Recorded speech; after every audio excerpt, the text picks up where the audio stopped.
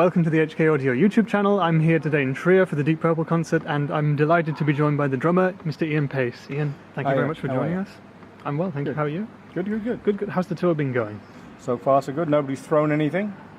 So it's all right. Yeah. Lots of people coming, seem to be happy, going home with smiles on their faces. So far, so good. A month in and still sane? Sorry? A month in and still sane? Oh, yeah. I mean, we've got it down pat now. You know, we work enough for the year that we're happy, but not so much that we go crazy. So it's all right. I read somewhere that you're actually still doing almost, is it 200 shows a year? It can be on a really heavy year, but usually it's lately 100, 120, something like that, which is enough, you know, still enough. Having been doing this since 1968, is it? How do you keep the inspiration going to carry on at the level that you do? Because when I was a kid, I did this because I enjoyed it.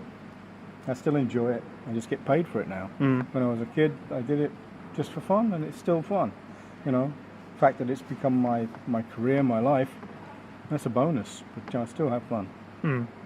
I notice in terms of kids and young people, you're always keen to help young drummers out, aren't you? Is it an ambassador for Music for All? Well, if I see a kid that I think's got something, I will try and just not try and teach him anything, but just give them some encouragement, give them some information, things that might save them a little time, things that took me a long time to work out. If I don't see too much there, I just leave the kid get on and have fun with whatever he can do. When you see a spark, then you should just impart the knowledge you have, you know.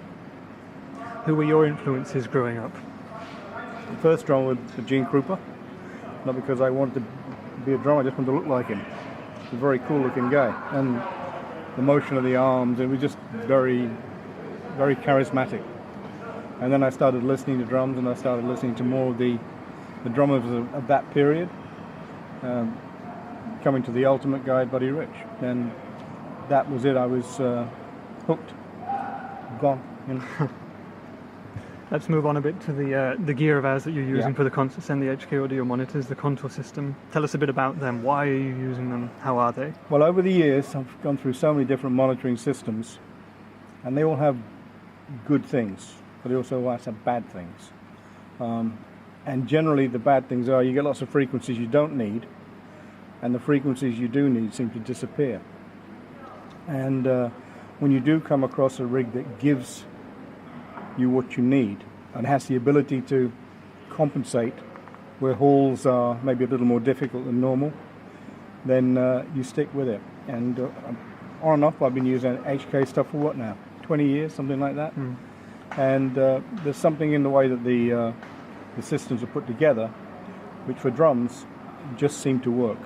They pick out the depth and the sweetness and the clarity at the top end that you need. There's no waffle, there's no flopping around at the bass end, which can be very off-putting. And the drums all seem to stay in balance. This drum reacts the same way as this drum does, the bass drum does. And so you're not getting any sort of feeling that you're playing 4 or 5 different kits. They all resonate the same way through the speakers, which means that the frequency response seems to be working perfectly for everything I need. And when you've got that, it just makes the whole process of playing an instrument you can't physically hear a lot easier, you know. And I go back to the old days before monitoring and the like. I mean, you just had to trust that what you were doing was right, because you couldn't hear it when you're surrounded by stacks and stacks of Marshalls. And that's why, you know, there's so many guys of my generation came out of Britain beating the hell out of drums. It was the only way to actually be heard. But now you can actually hear yourself. You don't have to do it that way. Yeah. Makes it a lot easier. And as the technology's moved on, you've never considered in-ear monitors instead? I've tried them. They leave me totally unimpassioned. It's just too sterile, even with all the effects and stuff. I have to feel the air moving, not just in my ears. I have to feel that. And I have to feel the weight of this drum here, which when you're surrounded by the noise, you don't get it. But you feel the weight of it, you know, and that controls everything. And then you hear the sharp crack of this at level, not just something going plip, plip, plip in your ears. I know lots of guys who love in-ears and swear by them. For me, it just misses some of the excitement, you know. I need to feel this monstrous big noise. I'm playing rock and roll. I'm not playing, lounge trio music. I need to hear what's going on. It's like a lot of guitarists with digital amps, isn't it? The Kemper Profile, stuff like that. They need to feel air being pushed at them, don't they? Well, you see some bands who've got everything through in-ear monitors and they've got virtually nothing on stage.